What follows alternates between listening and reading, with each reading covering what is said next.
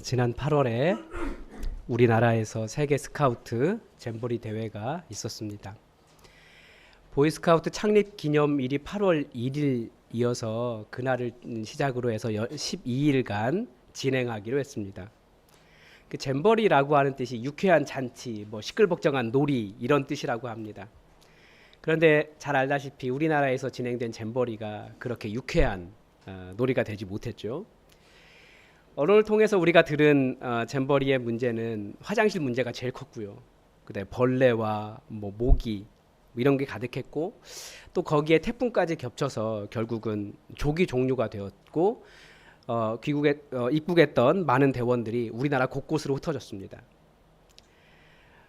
교회들도 그 잼버리 대원들을 수용할 수 있는 시설이 우리에게 있으니 교회로 와도 된다라고 하는 의사를 표시했는데, 교회 시설로 간 대원들이 몇 명이나 있는지를 잘 들어보지 못한 것 같아요.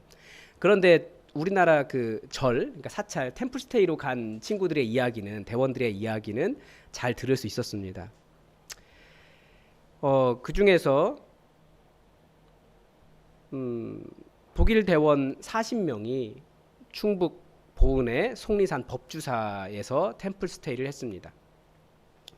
새벽 예불에 참여하고 108배를 하기도 하고 범종 소리를 듣고 실제로 범종도 쳐보기도 하고 불교 교리를 듣고 스님과 대화를 나누었습니다. 그러다 한 여자 대원이 자기가 스님이 되고 싶다고 삭발을 하게 해달라고 했습니다. 스님이 부모의 동의가 있어야 된다라고 하니까 불가능하다라고 했는데, 결국은 동행한 리더들의 허락을 받아서 전부 8명이 삭발을 했습니다. 독일은 전통적인 기독교 국가죠. 기독교를 수호한다라고 하는 의미에서 신성 로마 제국이다라고 하는 칭호를 가지고 있을 정도의 나라입니다. 이들에게 동양의 불교는 신비한 종교였고 마음의 평안을 주는 종교였을 겁니다. 근데 불과 이틀 만에 삭발을 하면서 스님이 되겠다고 할 정도로 그들의 경험은 매우 새로웠고 대화에서는 깨달음이 있었다라는 거죠.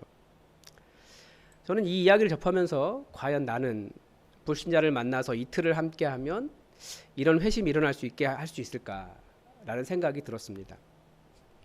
예수님과 하룻밤을 같이 보낸 안드레는 형제 베드로에게 우리가 메시아를 만났다라고 말하면서 베드로를 예수님께 데려갔고, 그래서 예수님은 와서 보라라고 말씀할 정도였는데, 과연 우리는 예수님을 만났다라고 말하면서 내 사랑하는 가족들에게 우리 예수님에게로 가자, 그렇게 말할 수 있느냐라는 거예요. 우리는 이제 우리의 자녀들이 진리를 만나도록 하기보다 입시와 야망으로 몰아세우고, 이제는 우리 자녀들에게조차도 복음을 이야기하지 못하는 상황이 되었습니다. 아주 커다란 문제가 교회에 발생하고 있는 거죠.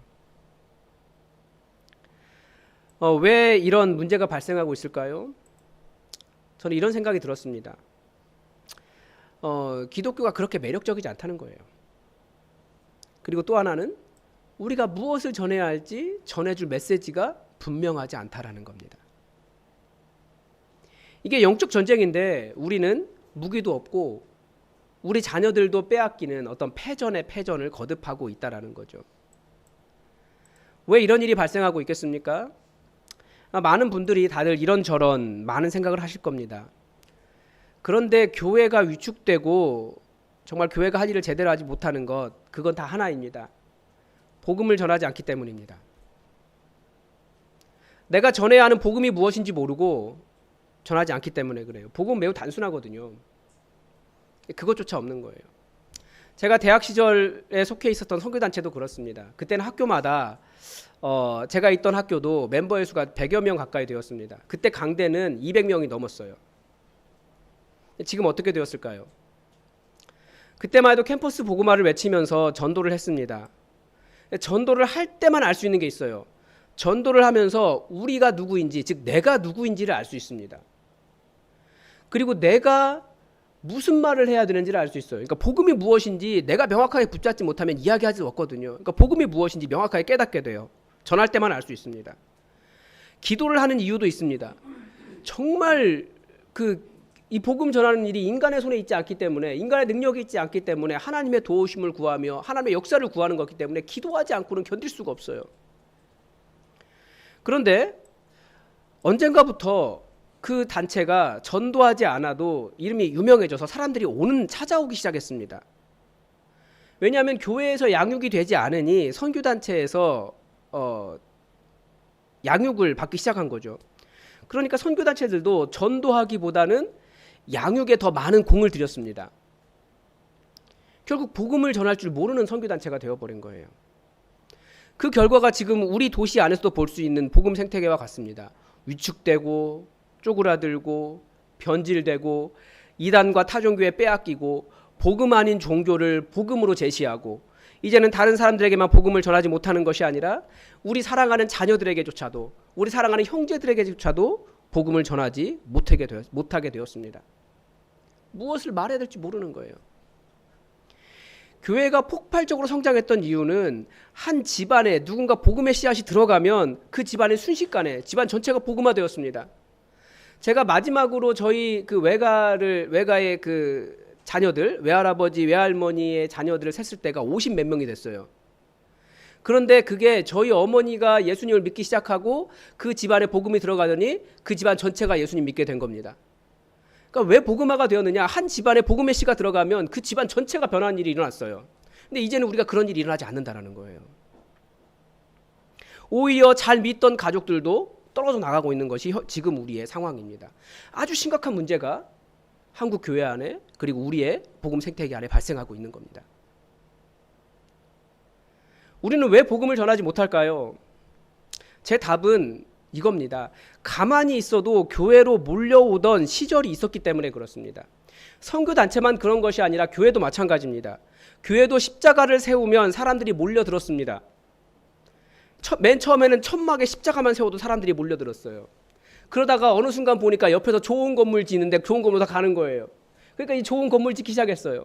그래서 건물 짓는 것이 전도다 이렇게 말할 시절이 있었습니다. 지금도 마찬가지입니다. 한때 모든 교회들이 무리해서라도 어떻게든 깨끗하고 거대한 건물을 세우려고 했습니다. 그것만으로도 사람이 몰려들었으니까. 곧 그 커다란 건물에 사람들이 가득 찼기 때문에 그렇습니다. 그러니까 복음을 전하지 않아도, 꼭 복음이 아니어도 교인이 만들어졌습니다.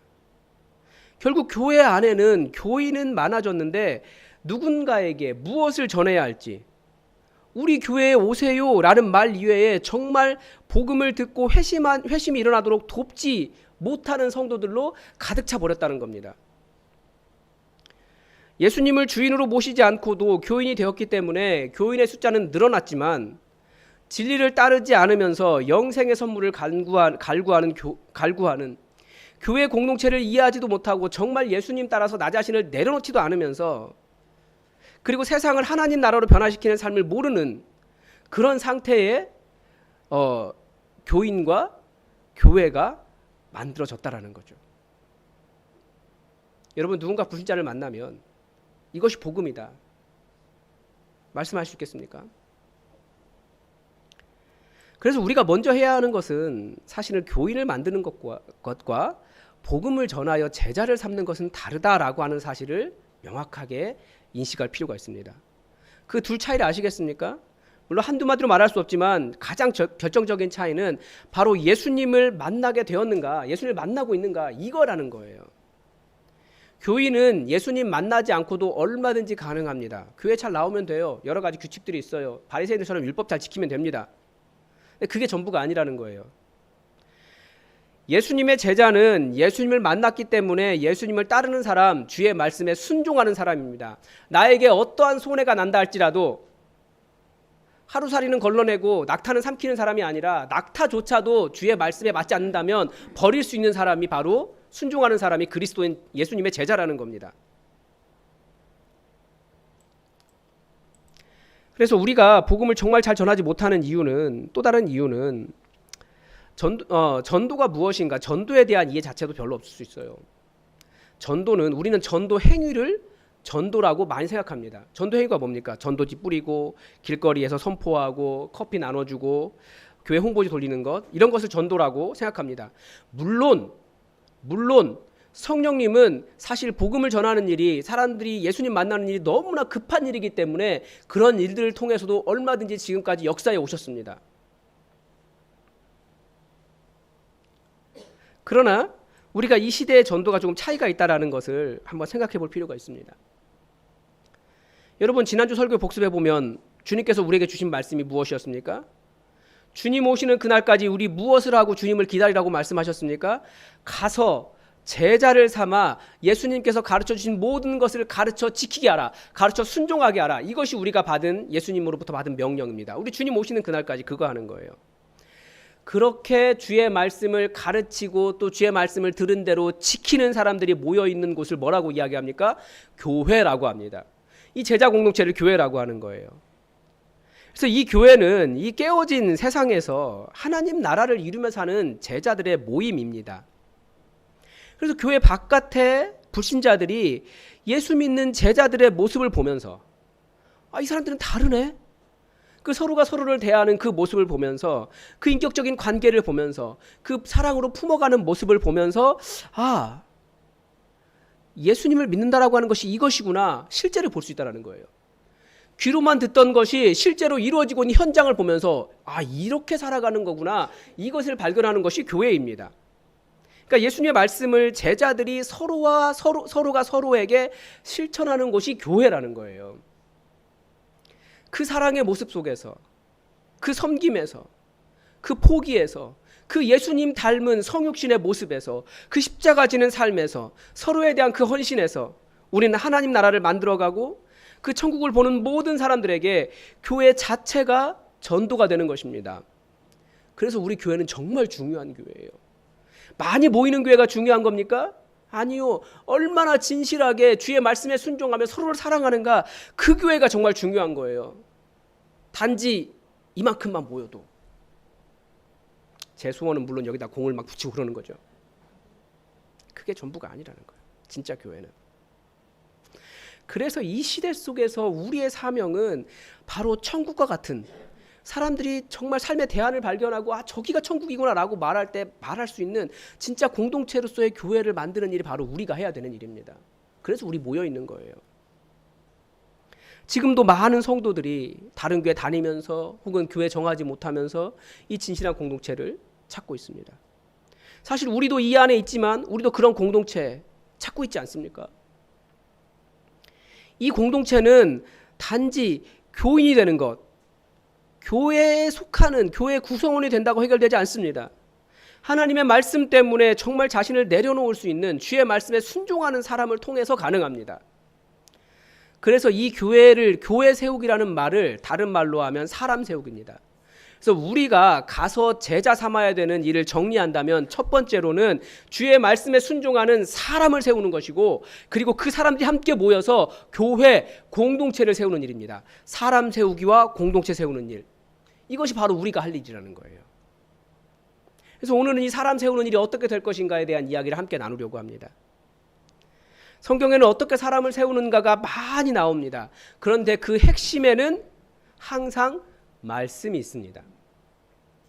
오늘 말씀도 그렇습니다. 또 이르시되 하나님 나라는 사람이 씨를 땅에 뿌림과 같으니.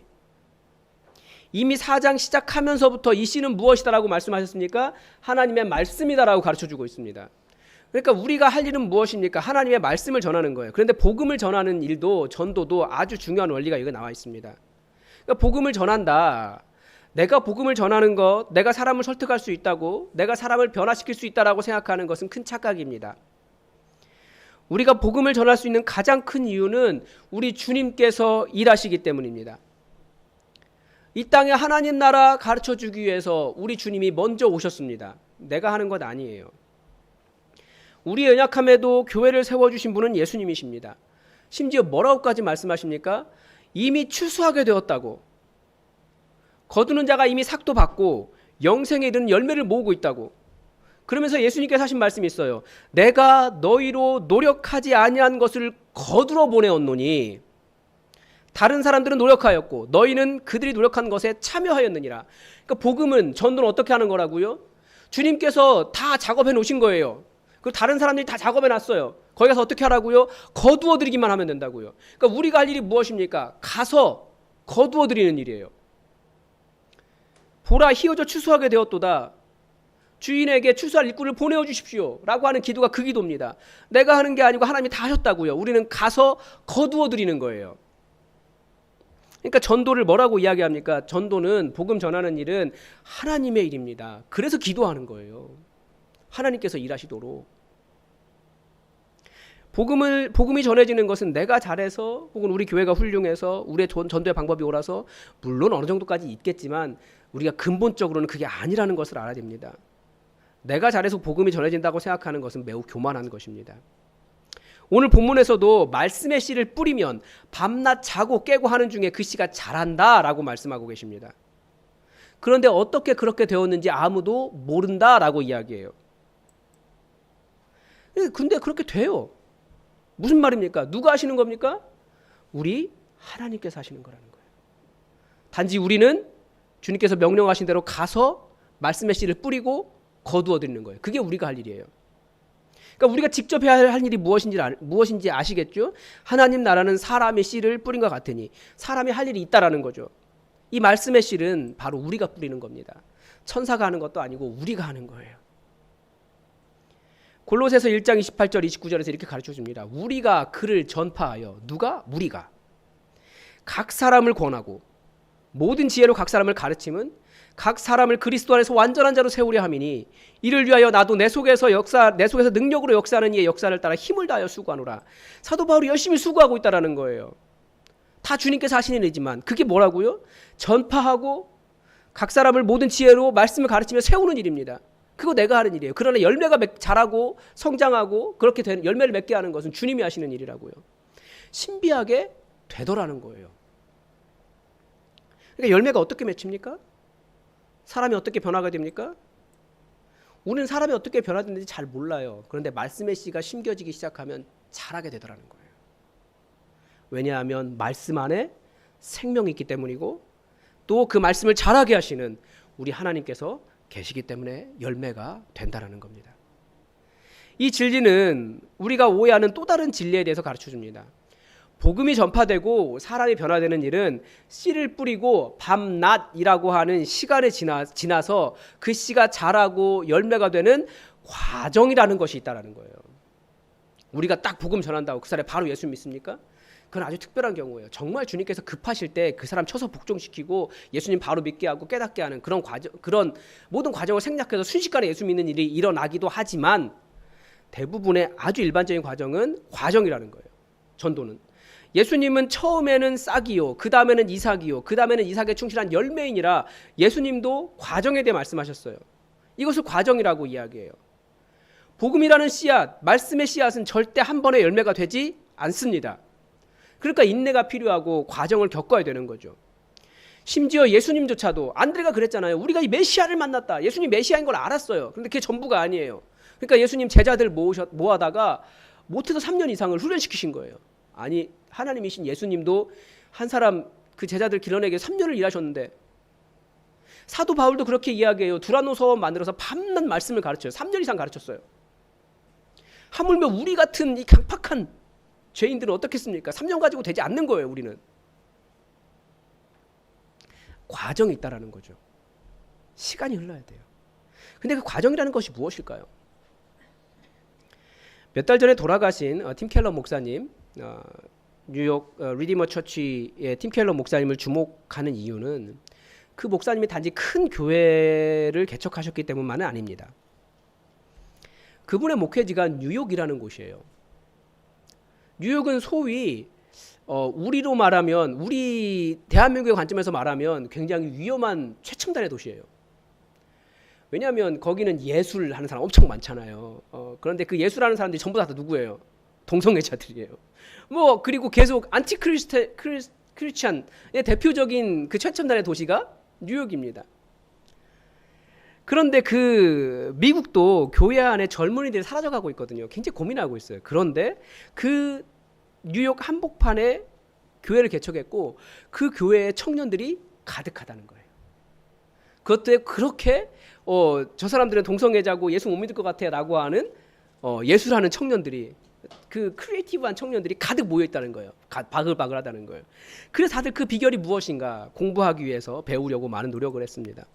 그래서 뭐 그 교회는 프로그램이 뭐가 있느냐, 그 교회는 뭐 어떤 특색이 있느냐, 여러 가지로 이야기를 했는데 팀 켈러 목사님 자신도 잘 설명 못 하겠다는 거예요. 자기는 그냥 전통적인 장로교라는 거죠.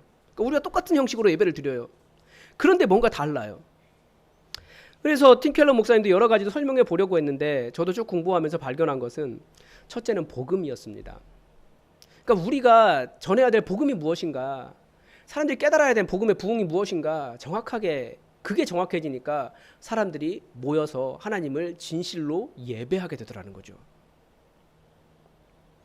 우리는 복음을, 교회에서 복음을 발견하기보다 어떻게 하면 잘 살 수 있는가, 어떻게 하면 내 마음에 평안을 줄 수 있는가, 어떻게 하면 내가 무엇을 더 잘할 수 있을까, 이런 것을 생각해요.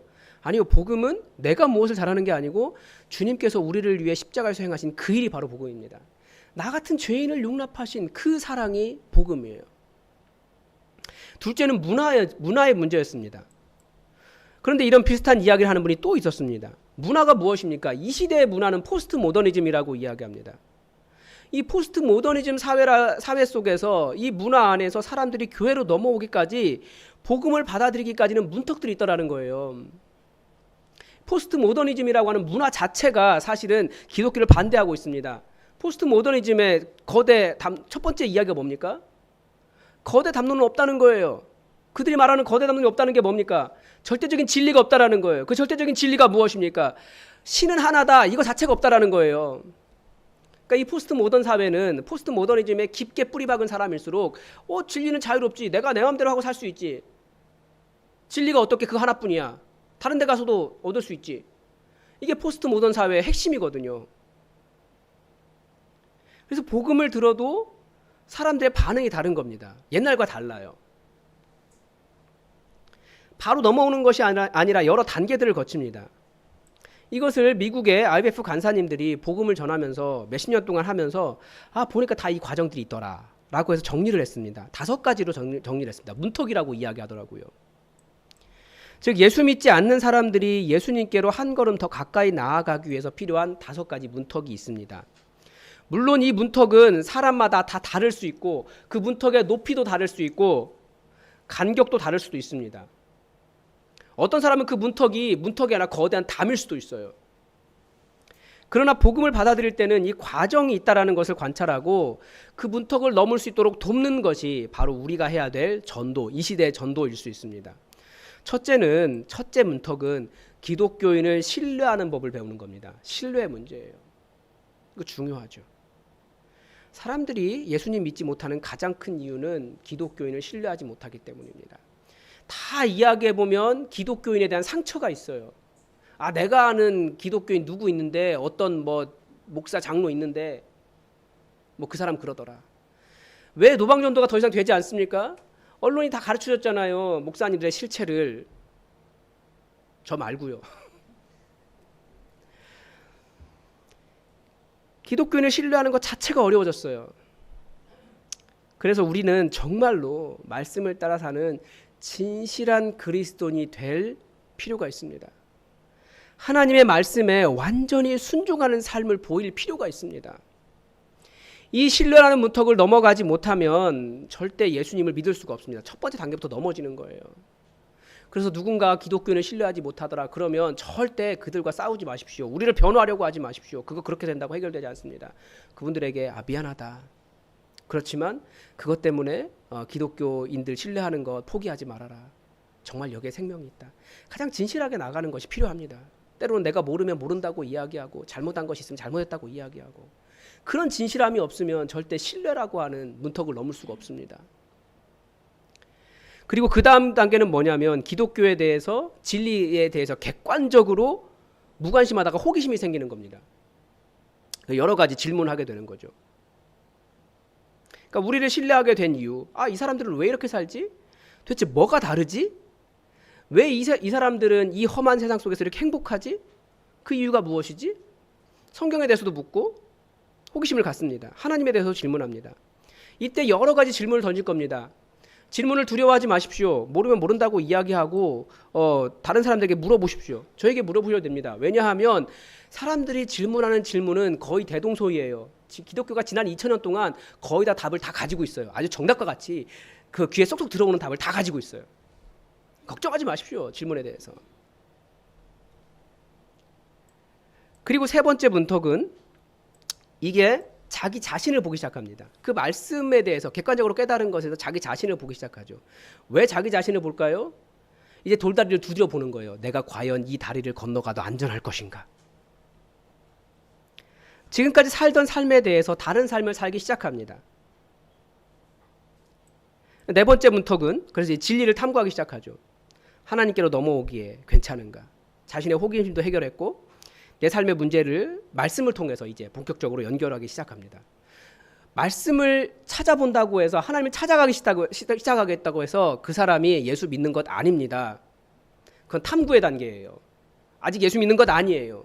교회에 왔다고 해서 모두가 예수 믿는 게 아니에요. 진짜 예수 믿는 건 언제 일어나는 겁니까? 그 마지막 단계. 이제 내 삶을 예수님께 맡기겠다. 회개하고 믿고 자신의 삶을 주님께 드리는 회심이 일어나는 마지막 단계. 하나님 나라로 들어오는 결단이 있는 단계까지 와야 예수님 믿는 겁니다. 근데 많은 사람들이 사실 교회 안에 들어온 많은 사람들이 사실 탐구의 단계에 머물러 있는 거예요. 열심히 말씀을 가지고 이렇게 자기 삶을 정말 안전한가?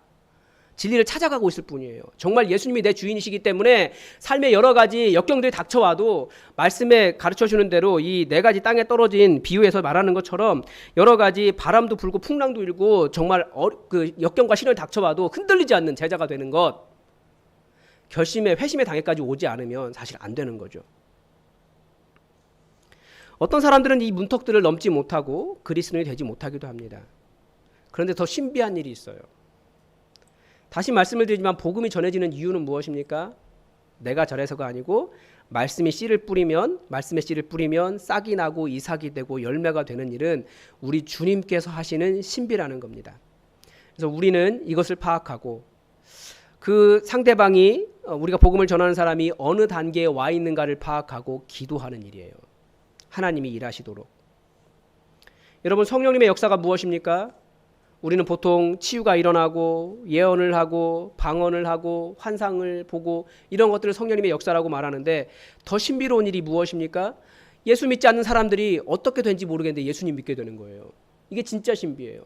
정말 성령님의 역사를 경험하기를 원하신다면 여러분 복음이 전해지도록 기도하십시오. 여러분 옆에 있는 그 사람이 정말 강팍해서 여러 가지 단계들을 넘어가지 못하는 사람이 진짜 예수 믿게 해달라고 기도해 보십시오. 성령님께서 역사하시는 성령님의 역사 현장을 볼 수 있습니다. 그래서 우리는 기도하면서 복음 전하는 겁니다. 내 일 아니기 때문에, 성령님의 역사가 있기 때문에. 이 모든 일은 신비의 영역입니다. 그런데 이런 모든 문턱들을 넘어갈 때마다 결정적인 역할을 하는 사람들이 바로 누굽니까? 우리예요, 우리. 교회예요, 교회. 우리와 진실한 공동체가 그 다음 단계를 넘어갈 수 있도록 돕는, 그 문턱을 넘는 힘이 된다는 겁니다. 여러분, 여러분의 가족 중에 한번 왜 예수 믿지 않는지 물어보십시오. 기독교인에 대한 신뢰가 문제가 있습니까? 그럼 누구에 대한 문제인 거예요? 그 옆에 가장 큰 기독교인 있잖아요. 자기 자신. 혹은 옆에 어떤 사람의 문제 때문이다. 그럼 그게 아니다라고 잘 설명할 수 있어야 돼요. 혹은 기독교인은 신뢰하지만 그렇지만 나는 아직 여러 가지 잘 모르겠어. 그러면 그들의 질문을 해결해 줄 필요가 있는 거죠. 그런데 그들의 질문을 해결하고 있는데 여전히 예수 믿지 못하겠다라고 하는 사람은 분명히 그 진리와 내 삶이 무슨 관계냐 이걸 고민하고 있을 거예요. 그러면 하나님의 말씀대로 살 때 어떻게 되는지 그 생명을 가르쳐 줘야죠. 그리고 더 말씀을 탐구할 수 있도록 길을 가르쳐주고 마지막으로 결정적으로 어떤 때는 이게 복음이다. 너 이제 네가 죄인인 것을 알고 회개하고 예수님께 돌아와야 된다. 예수님을 너의 주인으로 영접해라. 복음을 정확하게 설명하고 결단할 수 있도록 돕는 것도 필요해요. 이게 우리가 해야 되는 일들이라는 거죠. 이 모든 문턱들을 넘어갈 때 결정적인 역할을 하는 사람들은 다 우리예요. 여러분, 예수님 믿지 않는 사람들이 하나님 보고 믿을 수 있습니까? 하나님이 보이겠습니까? 하나님 보이는 사람들은 어떻게 되는 거예요? 여기 있으면 안 돼요. 보이지 않아요. 그 사람들이 볼 수 있는 것은 우리의 모습이에요.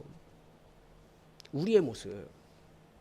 우리가 얼마나 진실하냐, 우리가 얼마나 말씀대로 살아가고 있느냐, 우리 공동체가 얼마나 하나님 나라와 같은가, 이것을 보고 사람들은 볼 때마다 다르네, 이런 거구나, 믿을만 하구나, 이 사람들은 진리를 따라 살아가는구나, 저 사람이 따르는 진리가 무엇이지, 저 진리가 어떻게 나의 삶에 적용될 수 있을까, 나도 이제 정말 예수님 믿고 싶다라고 하는 것들이 우리의 모습을 보고 발견된다라는 겁니다. 우리는 가서 제자 삼으라는 우리 온 하늘과 땅의 권세를 가지신 우리 주인 예수님의 명령을 받았습니다. 어느 시대든 어느 장소든 복음을 전하는 데는 거대한 장벽이 있었습니다. 초대교회 시절에는 복음 전하는 게 쉬웠습니까? 강력한 유대인들이 있었고 예수 믿는다고 하면 핍박하는 로마 제국이 있었습니다. 그들의 문화는 그리스 로마 신화 모든 것들이 하나님을 대적하고 다신교 상황 속에 있었습니다. 그러나 그 가운데서 복음은 그들을 뚫고 지나갔다라는 거예요. 무엇 때문에? 정말 예수님의 말씀 때문에 죽기도 하고 예수님의 말씀에 순종하는 그 제자들의 모습 때문에, 그 진실함 때문에 사람들은 그 제자들의 진실함, 크리스천, 그들의 모습을 보고 교회로 넘어왔다라는 거예요. 어느 시대든 장벽은 있습니다. 우리 시대도 마찬가지입니다. 포스트 모더니즘이 강하다고요? 아니요. 오히려 포스트 모더니즘은 논리가 필요 없어요. 자기들이 그냥 인정하게 되면 그런가 보다 하고 따라오는 시대가 포스트 모더니즘이에요. 더 오히려 복음 전하기 쉬운 시대를 우리가 맞고 있습니다. 그런데 이 장벽이 있다는 것을 기억하셔야 되는 거예요. 문턱이 있다는 것.